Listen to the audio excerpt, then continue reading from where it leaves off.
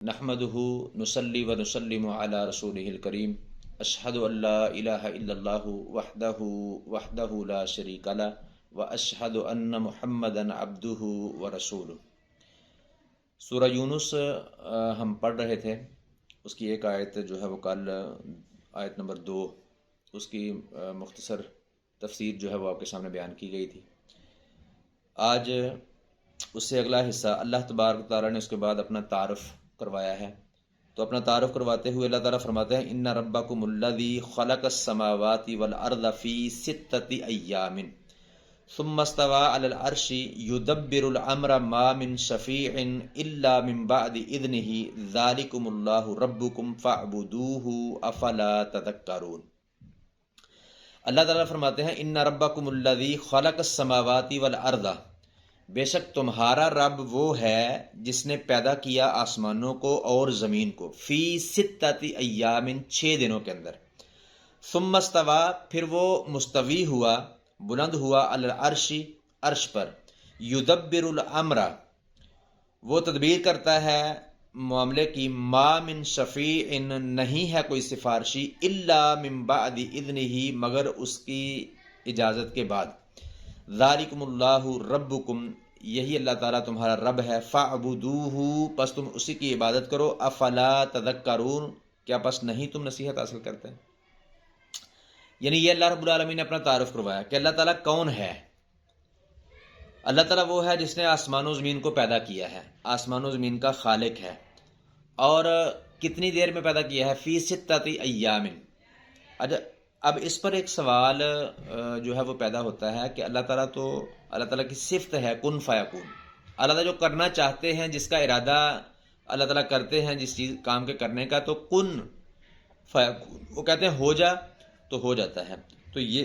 آسمان و زمین کی پیدائش میں اللہ رب العالمین نے 6 دن جو ہے وہ کیوں لگائے، تو اس کی کئی حکمتیں ہیں جو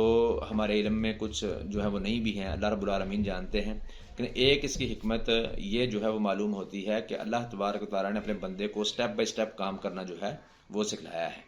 اس بات کا درس دیا ہے، سبق دیا ہے کہ ہر معاملہ جو ہے وہ پے در پے، سٹیپ بائی سٹیپ جو ہے وہ بندہ کرے۔ ثم استوی پھر وہ مستوی ہوا، علی العرش عرش پر، یعنی اس سے پہلے آسمان و زمین کے بنانے سے پہلے یہاں پہ پانی ہی تھا، اور پانی کے اوپر اللہ رب العالمین کا عرش تھا، عرش کے اوپر اللہ تعالیٰ کی کرسی تھی، اور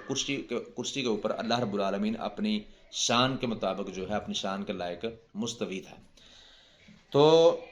جب اللہ رب العالمین نے آسمان و زمین بنائے تو اس کے بعد مستوی علی العرش اللہ رب العالمین جو ہے وہ ہو گئے، یعنی آسمانوں کے اوپر اب جو ہے وہ عرش ہے، اور عرش کے اوپر اللہ تعالیٰ کی کرسی ہے، اور اس کرسی کے اوپر اللہ تبارک و تعالیٰ اپنی شان کے لائق جو ہے وہ مستوی علی العرش ہے۔ یہ عقیدہ قرآن اور حدیث کا عقیدہ ہے کہ اللہ رب العالمین مستوی علی العرش ہیں۔ کچھ لوگ جو یہ سمجھتے ہیں کہ اللہ رب العالمین ہر جگہ پہ ہیں یا اللہ رب العالمین ہر چیز کے اندر ہیں، تو یہ عقیدہ جو ہے وہ صحیح نہیں ہے، کتاب و سنت کے مطابق نہیں ہے۔ اللہ تعالیٰ مستوی علی العرش ہیں، یہ آیت بھی اور اس طرح کئی اور آیات قرآن مجید میں جو ہے وہ اس بات پر دلالت کرتی ہیں۔ اس طرح رسول اللہ صلی اللہ علیہ وسلم کی حدیث ہے صحیح بخاری اور مسلم میں کہ رسول اللہ صلی اللہ علیہ وسلم نے فرمایا ینزل ربنا تبارک و تعالی کل لیلۃ الی السماء الدنیا حین یبقى ثلث اللیل الاخر،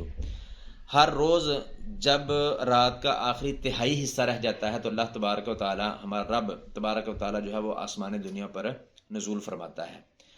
اب اگر اللہ تعالیٰ ہر جگہ پہ ہے تو اللہ تعالیٰ کہاں سے آتے ہیں اور کہاں آتے ہیں؟ پھر تو وہ نزول فرمانا، یعنی یہ اللہ تعالیٰ کی اس صفت کا انکار کرنا پڑے گا۔ تو اللہ تعالیٰ کی صفات جس طرح بھی قرآن مجید کے اندر آئی ہیں، جس طرح بھی احادیث میں رسول اللہ صلی اللہ علیہ وسلم نے بیان کی ہیں، اسی طرح ان کو ماننا جو ہے وہ ہمارے اوپر ضروری ہے۔ تو اللہ تعالیٰ اپنی ذات کے اعتبار سے جو ہے وہ مستوی علی العرش ہیں، باقی اللہ تعالیٰ کا علم جو ہے وہ ہر جگہ پہ ہے، اللہ تعالیٰ کا دیکھنا اور سننا، یعنی انسان کا دیکھنا اور سننا جو ہے وہ محدود ہے، اس کی حد بندی ہے۔ یہ دیوار کے پیچھے جو ہے وہ لوگ بول رہے ہیں، ان کو ہم نہیں سن رہے، تو جو ہمارے قریب لوگ ہیں وہ بولتے ہیں، ہم ان کے بعد اسی طرح ایک مجمع کے اندر سارا مجمع بولنا شروع کر دے تو ایک بندہ جو ہے وہ سب کی آواز کو سمجھ نہیں سکتا، سنتا تو ہے آوازوں کو لیکن سمجھ نہیں سکتا۔ اللہ رب العالمین سے ایک ہی وقت میں انسان بھی اور انسانوں کی مختلف بولیاں اور اسی طرح جن بھی اور درند چرند پرند رینگنے والے کیڑے بھی اللہ رب العالمین سے ایک ہی وقت میں مانگ رہے ہیں، اور اللہ رب العالمین سب کی آوازوں کو سنتا بھی ہے، ان کی باتوں کو سمجھتا بھی ہے، اور ان کی دعاؤں کو، ان کی پکاروں کو جو ہے وہ قبول بھی کرتا ہے، اور وہ چیز جو وہ مانگتے ہیں اللہ تعالیٰ عطا بھی کرتا ہے۔ یدبر الامر ما من شفیع، اللہ تعالیٰ ہی ہر معاملے کی تدبیر کرتا ہے، یعنی دنیا کا نظام چلانے والا اللہ رب العالمین ہے۔ تدبیر کرنا یعنی سورج چاند ستارے رات دن اپنے اپنے وقتوں پر آتے جاتے ہیں، یہ سارا اللہ رب العالمین کا معاملہ ہے۔ ما من شفیع الا من بعد اذنہ، کوئی سفارشی نہیں ہے مگر اس کی اجازت کے بعد، یعنی قیامت کے دن رسول اللہ صلی اللہ علیہ وسلم سفارش کریں گے، اس طرح جو ہے وہ یہ امت بھی پہلی امتوں کی سفارش کرے گی، اس طرح قرآن مجید سفارش کرے گا، روزہ سفارش کرے گا، نومولود بچہ جو فوت ہو جاتا ہے وہ سفارش کرے گا، حافظ قرآن سفارش کرے گا، سفارش ہوگی۔ لیکن رسول اللہ صلی اللہ علیہ وسلم اپنی مرضی سے کسی کی سفارش کریں، یا جو ہے حافظ قرآن اپنی مرضی سے کسی کی، شہید کسی اپنی مرضی سے کسی کی سفارش کرے، یہ نہیں ہوگا، بلکہ اللہ رب العالمین کی اجازت کے بعد جس کی سفارش کرنے کی اللہ اجازت دیں گے ان سفارشیوں کو، تو اللہ تعالیٰ جس کی اجازت دیں گے اس کی یہ سفارش کر سکیں گے۔ ذالکم اللہ ربکم، یعنی یہ سارے کام جو پیچھے بیان ہوئے ہیں، آسمان زمینوں کو پیدا کرنے والا، مستوی علی العرش، یدبر الامر، ما من شفیع الا من بعد اذنہ، یہ سارے کام جو کرنے والا ہے یہی تمہارا رب ہے، یہی اللہ تعالیٰ تمہارا رب ہے۔ فاعبدوہ، پس تم اسی کی عبادت کرو، یعنی اللہ تعالیٰ نے توحید ربوبیت کو بیان کر کے الوہیت کی دلیل بنایا کہ جو رب ہے، جو پالنے والا ہے، جو خالق ہے، جو مالک ہے، جو رازق ہے، وہ ہی اس لائق ہے کہ عبادت بھی اسی کی جائے۔ افلا تذکرون، کیا پس تم نصیحت حاصل نہیں کرتے؟ مزید فرمایا هو الذی جعل الشمس ضیاء والقمر نورا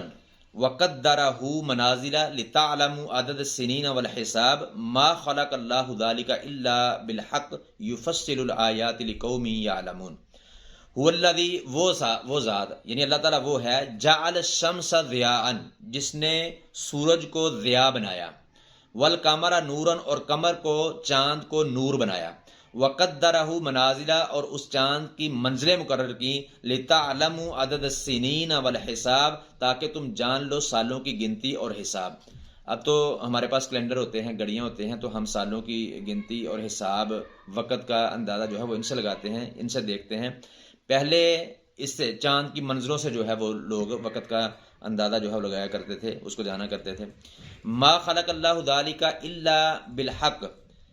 نہیں پیدا کیا اللہ تعالیٰ نے ذالک، یہ سب، الا بالحق، مگر حق کے ساتھ، یعنی با مقصد، بے مقصد اللہ تعالیٰ نے کوئی چیز پیدا نہیں کی، یہ اس کا ایک مقصد ہے۔ یفصل الآیات لقوم یعلمون، وہ تفصیل کے ساتھ آیات کو بیان کرتا ہے، لقوم یعلمون، ان لوگوں کے لیے جو جانتے ہیں۔ مزید فرمایا ان فی اختلاف اللیل والنہار، بے شک رات اور دن کے عدل بدل کرانے جانے میں، وما خلق اللہ فی السماوات والارض، اور جو کچھ پیدا کیا ہے اللہ تعالیٰ نے آسمان و زمین میں، لآیات، یقیناً بڑی نشانیاں ہیں، لقوم یتقون، ایسے لوگوں کے لیے جو متقی ہیں، ڈرنے والے ہیں۔ اتنی نشانیاں دیکھ لینے کے بعد بھی جو لوگ اللہ تبارک تعالیٰ کے پیغام کو نہیں مانتے اور اس سے ملاقات یعنی عقیدہ آخرت کا انکار کرتے ہیں، تو پھر ان کے بارے میں اللہ رب العالمین نے فرمایا ان الذین لا یرجون لقاءنا ورضوا بالحیات الدنیا واطمأنوا بها، کہ بے شک وہ لوگ لا یرجون لقاءنا، جو ہماری ملاقات کا یقین نہیں رکھتے، ہماری ملاقات کی امید نہیں رکھتے، ورضوا بالحیات الدنیا، اور دنیا کی زندگی کے ساتھ راضی ہیں، واطمأنوا بها، اور اسی کے ساتھ مطمئن ہیں، والذین هم عن آیاتنا غافلون، اور یہی لوگ ہیں جو ہماری آیات سے غافل ہیں، اولئک مأواہم النار، یہی لوگ ہیں جن کا ٹھکانہ جہنم ہے، آگ ہے، بما کانوا یکسبون، اس وجہ سے جو وہ کماتے تھے۔ قضاء الہی کے منکروں کی کیفیت اللہ رب العالمین نے بیان فرمائی، هو الذی یسیرکم فی البر والبحر حتی اذا کنتم فی الفلک وجرین بہم بریح طیبۃ، هو الذی، وہ ذات، یعنی اللہ تعالیٰ وہ ہے، یسیرکم، جو تمہیں چلاتا ہے، فی البر والبحر، خشکی اور تری میں، حتی اذا کنتم فی الفلک، یہاں تک کہ جب تم کشتیوں میں ہوتے ہو، وجرین بہم، اور وہ ان کو لے کر چلتی ہیں، بریہن طیبۃ، پکیزہ ہوا کے ساتھ، وفرحوا بہا، تو وہ اس کے ساتھ بہت خوش ہوتے ہیں، جاءتھا ریح عاصف، تو اچانک سخت ہوا آ جاتی ہے، وجاءہم الموج، اور آ جاتی ہے موج، من کل مکان، ہر طرف سے، وظنوا انہم احیط بہم، اور وہ گمان کر لیتے ہیں کہ بے شک ان کو گھیر لیا گیا ہے، دعوا اللہ مخلصین لہ الدین، تو وہ اللہ تعالیٰ سے دعائیں کرتے ہیں، اللہ تعالیٰ کو پکارتے ہیں سارے دین کو اسی کے لیے خالص کرتے ہوئے، عبادت کو اسی کے لیے خالص کرتے ہوئے، دعا کو اسی کے لیے خالص کرتے ہوئے اس کو پکارتے ہیں۔ لئن انجیتنا، کہتے کیا ہے کہ یقیناً اگر تو نے ہمیں نجات دے دی من ہادی، اس عذاب سے، لنکونن من الشاکرین، تو یقیناً ضرور ہم شکر کرنے والے بن جائیں گے۔ فلما انجاہم، پھر جب ہم ان کو نجات دے دیتے ہیں، اذا ہم یبغون فی الارض، تو اچانک وہ سرکشی کرتے ہیں زمین کے اندر، بغیر الحق، حق کے بغیر۔ اس کے بعد اللہ رب العالمین نے دنیا کی مثال، دنیا کی زندگی کی مثال جو ہے وہ بیان فرمائی کہ وہ بارش کے پانی کی طرح ہے، انما مثل الحیات الدنیا کماء انزلناہ من السماء فاختلط به نبات الارض مما یاکل الناس والانعام۔ اللہ رب العالمین فرماتے ہیں کہ سوائے اس کے نہیں، دنیا کی زندگی کی مثال اس پانی کی طرح ہے جس کو ہم نے آسمان سے نازل کیا، پھر اس کے ساتھ خلط ملط ہو گئی زمین کی نباتات، مما یاکل الناس والانعام، جس میں سے لوگ اور چپائے کھاتے ہیں، حتی اذا اخذت الارض زخرفها، یہاں تک کہ زمین اپنی خوبصورتی کو پکڑ لیتی ہے، وزینت، اور وہ خوبصورت ہو جاتی ہے، وظن اہلها، اور اس زمین کا مالک، اس کا اہل جو ہے وہ یہ گمان کر لیتا ہے، انہم قادرون علیہا، کہ بے شک وہ اس پر قادر ہیں، یعنی اس سے فائدہ اٹھانے پر قادر ہیں۔ لا آتاہا امرنا لیلا او نہارا، تو اچانک آ جاتا ہے ہمارا حکم رات کو یا دن کو، فجعلناہا حصیدا، تو ہم اس کو بنا دیتے ہیں حصیدن، کٹی ہوئی کھیتی، کأن لم تغن بالامس، گویا کہ وہ کل تھی نہیں، کذالک نفصل الآیات لقوم یتفکرون، اسی طرح ہم تفصیل کے ساتھ آیات کو بیان کرتے ہیں ایسے لوگوں کے لیے جو غور و فکر کرتے ہیں۔ تو یہ اللہ رب العالمین نے دنیا کی زندگی کی مثال بیان کی کہ اس پانی کی طرح کہ پانی، بارش آتی ہے، بارش کے ساتھ جو ہے وہ زمین کی نباتات پروان چڑھتی ہیں، اگتی ہیں، تو جب وہ جوان ہو جاتی ہیں، زمین اپنی خوبصورتی کو پکڑ لیتی ہے، خوبصورت ہو جاتی ہے اپنی اس فصل کے ساتھ، تو فصل والا پھر یہ گمان کرتا ہے کہ اب میں اس سے فائدہ، اس کو کاٹوں گا، بیچوں گا اور اس کے ساتھ اپنے معاملات پورے کروں گا۔ تو اللہ تعالیٰ فرماتے ہیں اچانک دن یا رات کے کچھ حصے میں کسی بھی وقت جو ہے وہ ہمارا امر آ جاتا ہے، ہمارا عذاب آ جاتا ہے، اور فصل کو جو ہے وہ خراب کر دیتا ہے، برباد کر دیتا ہے۔ تو یہی معاملہ دنیا کی زندگی کا ہے۔ جب بچہ پیدا ہوتا ہے تو والدین اس کے بارے میں جو ہے وہ سوچنا شروع کر دیتے ہیں کہ اتنے سال کا ہوگا تو یہ پڑھے گا، اتنے سال کا ہوگا تو فلاں اسکول میں، فلاں کالج میں، فلاں یونیورسٹی میں، اس کے بعد فلاں جو ہے وہ ڈگری حاصل کرے گا اور فلاں نوکری کرے گا اور ہم اس سے فائدہ اٹھائیں گے، یہ ہمیں کھلائے گا، ہم بیٹھیں گے۔ تو اچانک ڈگری لے کے واپس آ رہا ہوتا ہے تو ایکسیڈنٹ ہو جاتا ہے، اللہ تعالیٰ کا امر آ جاتا ہے اور وہ سارا معاملہ ادھر ہی جو ہے وہ ختم ہو جاتا ہے۔ وہ ڈگری کسی کام نہ دنیا میں آتی ہے، نہ آخرت میں آتی ہے، نہ اس کے آتی ہے، نہ بعد والوں کے جو پیچھے رہتے ہیں ان کے آتی ہے۔ اس کے بعد مشرکین عرب کا عذاب کا مطالبہ کرنا اللہ رب العالمین نے بیان کیا کہ وہ رسول اللہ صلی اللہ علیہ وسلم کو کہا کرتے تھے کہ آپ سچے ہیں، آپ کا قرآن سچا ہے، تو پھر ہم پر عذاب کیوں نہیں آتا؟ تو بار بار یہ مطالبے کرتے، تو اللہ تعالیٰ فرماتے ہیں وَلَوْ يُعَجِّلُ اللَّهُ لِلنَّاسِ الشَّرَّ اسْتِعْجَالَهُم بِالْخَيْرِ لَقُضِيَ إِلَيْهِمْ آجَلُهُمْ فَنَذَرُ الَّذِينَ لَا يَرْجُونَ لِقَاءَنَا فِي طُغْيَانِهِمْ يَعْمَهُونَ۔ اللہ تعالیٰ فرماتے ہیں اگر اللہ تعالیٰ جلدی کرتا لوگوں کے لیے برائی دینے کا جس طرح کہ وہ بھلائی مانگنے میں جلدی کرتے ہیں،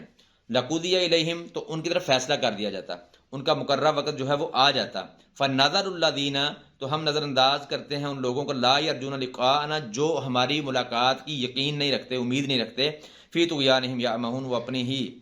سرکشی میں سرگرداں پھرتے ہیں۔ پھر کافروں کا ناشکرے اور متکبر ہونا اللہ رب العالمین نے بیان فرمایا۔ وَإِذَا مَسَّ الْإِنسَانَ الضُّرُّ دَعَانَا لِجَنبِهِ أَوْ قَاعِدًا أَوْ قَائِمًا فَلَمَّا كَشَفْنَا عَنْهُ ضُرَّهُ مَرَّ كَأَن لَّمْ يَدْعُونَا إِلَى ضُرٍّ مَسَّهُ كَذَلِكَ زُيِّنَ لِلْمُسْرِفِينَ مَا كَانُوا يَعْمَلُونَ۔ اللہ تعالیٰ فرماتے ہیں وَإِذَا مَسَّ الْإِنسَانُ، جب انسان کو چھوتی ہے الضُّرُّ کوئی تکلیف، دعانا لجنبه أو قاعدا أو قائما، تو وہ ہمیں پکارتا ہے ہر حالت میں، لیٹے ہوئے، بیٹھے ہوئے، کھڑے، ہر حالت میں اللہ تعالیٰ کو پکارتا ہے۔ فلما کشفنا عنہ، پھر جب ہم اس سے اس تکلیف کو دور کر دیتے ہیں درہ جو اس کو پہنچی مرہ کا علم یدعونا تو وہ اس طرح گزر جاتا ہے گویا اس نے ہمیں کبھی پکارا ہی نہیں الی ضر مسہ اس تکلیف کی طرف جو اس کو پہنچی کذالک زین للمسرفین اسی طرح مزین کر دیا جاتا ہے للمسرفین حد سے بڑھنے والوں کے لیے ما کانوا یعملون جو بھی وہ عمل کرتے ہیں. تو یہ مشرکین کا کافروں کا رویہ جو ہے اللہ رب العالمین نے بیان کیا کہ تکلیف میں اللہ تعالیٰ کو پکارتے ہیں اور جب تکلیف دور ہو جاتی ہے تو فوراً پھر اسی سرکشی پہ آ جاتے ہیں جس پر وہ پہلے تھے. مسلمان بندہ مومن بندہ اس کی طرز زندگی جو ہے وہ یہ نہیں ہے. صحیح مسلم میں حدیث ہے صہیب رضی اللہ عنہ فرماتے ہیں رسول اللہ صلی اللہ علیہ وسلم نے فرمایا عجبا لامر المؤمن ان امرہ کلہ لہ خیر کہ مومن کا معاملہ اتنا عجیب ہے سارے کا سارا خیر پر ہے. وَلَيْسَ ذَلِكَ لِأَحَدٍ إِلَّا لِمُؤْمِنٍ اور یہ پیکج اللہ رب العالمین نے مومن کے علاوہ کسی کو دیا ہی نہیں ہے کہ اگر کوئی خوشی پہنچتی ہے اس کو تو وہ اس کا شکر ادا کرتا ہے تو اللہ تعالیٰ اس کے لیے خیر بنا دیتے ہیں. اگر اس کو کوئی غم پہنچتا ہے پریشانی پہنچتی ہے مصیبت پہنچتی ہے تو وہ اس پر صبر کرتا ہے تو وہ اللہ تعالیٰ کی طرف سے خیر بن جاتی ہے. تو مسلمان ہر حال میں اللہ تعالیٰ کا شکر کرتا ہے اور مصائب پر جو ہے وہ صبر کرتا ہے. وہ یہ نہیں کرتا کہ مصائب میں اللہ تعالیٰ کو پکار کے بعد میں جو ہے وہ بھول جائے اور گزر جائے ایسے جیسے کبھی پکارا ہی نہیں ہے. اس کے بعد اللہ رب العالمین نے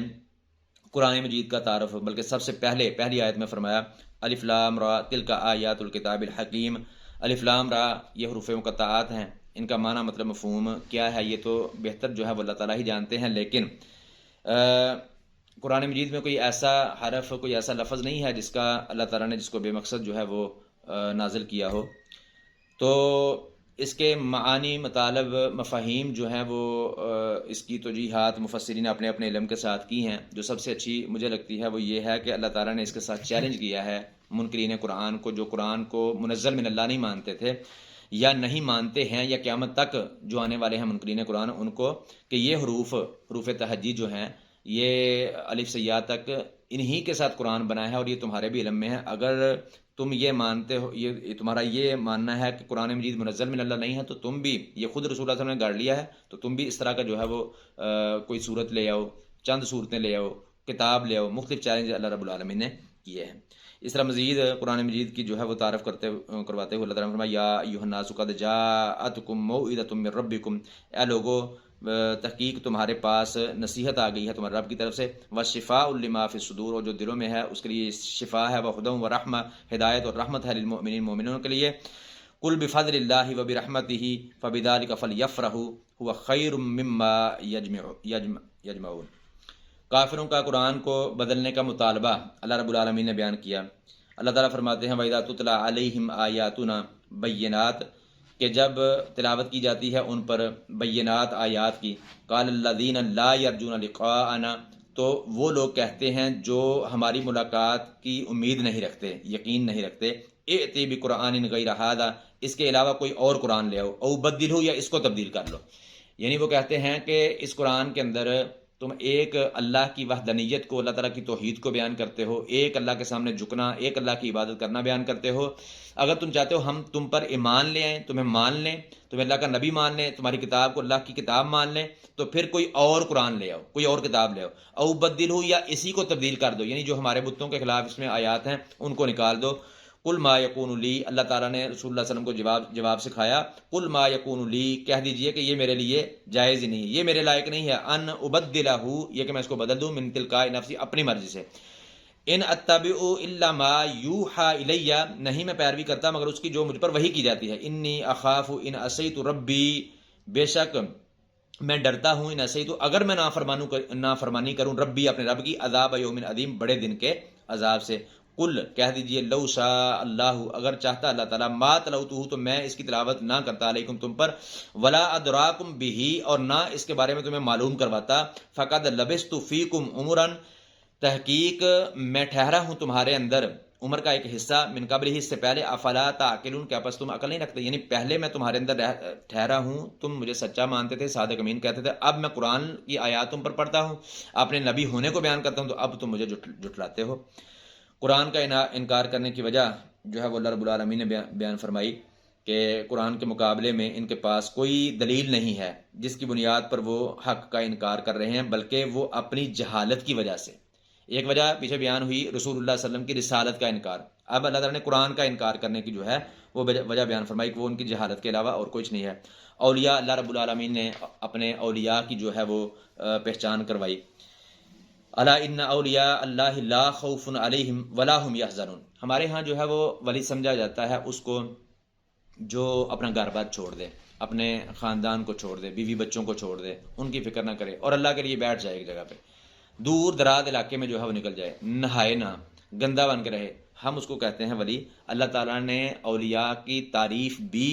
کی ہے، ان کی شان کو بھی بیان کیا ہے اور ان کے اوصاف کو بھی بیان کیا کہ وہ ہیں کون.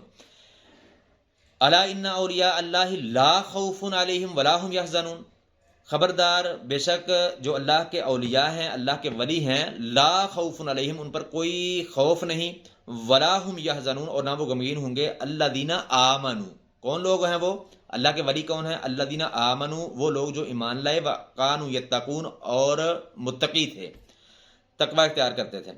لہم البشرا، ان کے لیے خوشخبری ہے، فی الحیات الدنیا، دنیا کی زندگی میں بھی، وفی الآخرہ، اور آخرت میں بھی. لا تبدیل لکلمات اللہ، اللہ تعالیٰ کے کلمات کو جو ہے وہ تبدیل نہیں ہوتے. ذالک هو الفوز العظیم، یہی جو ہے وہ بہت بڑی کامیابی ہے. تو اللہ تعالیٰ کے اولیاء کے اوصاف اللہ تعالیٰ نے یہ بیان فرمائے کہ وہ ایمان والے ہیں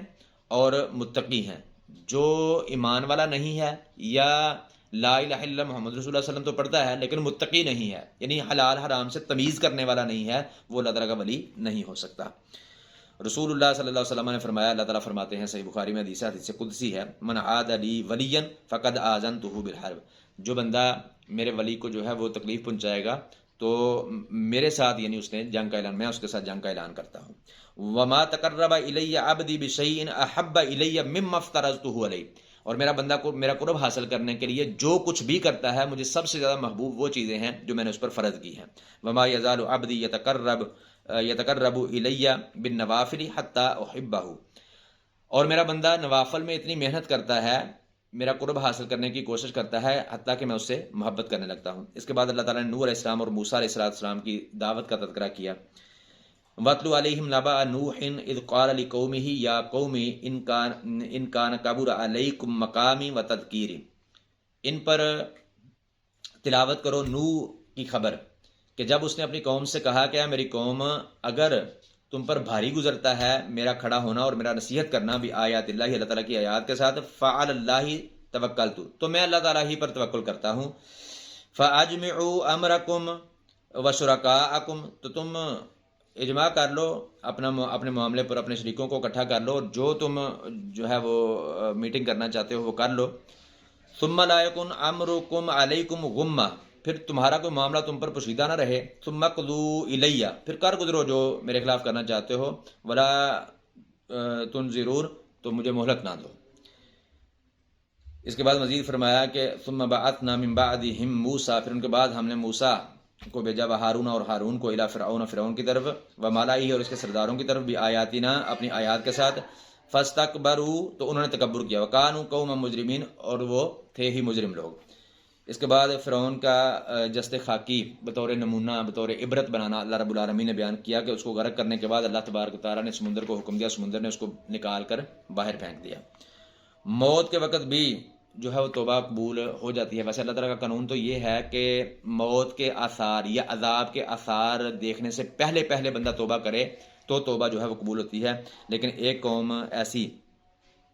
کہ یونس علیہ السلام کی قوم، کہ جن کو جو ہے وہ یونس علیہ السلام نے اللہ تعالیٰ کے عذاب سے ڈرایا، 3 دن کا اللہ تعالیٰ نے الٹیمیٹم دیا، لیکن اس کے باوجود وہ ایمان نہیں لائے. عذاب کے آثار، یونس علیہ السلام وہاں سے نکل گئے اور عذاب کے آثار دیکھتے ہی انہوں نے سچی توبہ کی، ایسی توبہ کی کہ اللہ رب العالمین نے ان کی توبہ کو قبول فرما لیا. اس کے بعد شرک کی ممانت اور توحید کی دعوت اللہ رب العالمین نے جو ہے وہ بیان فرمائی ہے. اللہ رب العالمین سے دعا ہے کتاب و سنت کو صحیح معنوں میں سمجھنے، عمل کرنے اور دوسروں تک پہنچانے کی توفیق عطا فرمائے. وما توفیقی الا باللہ.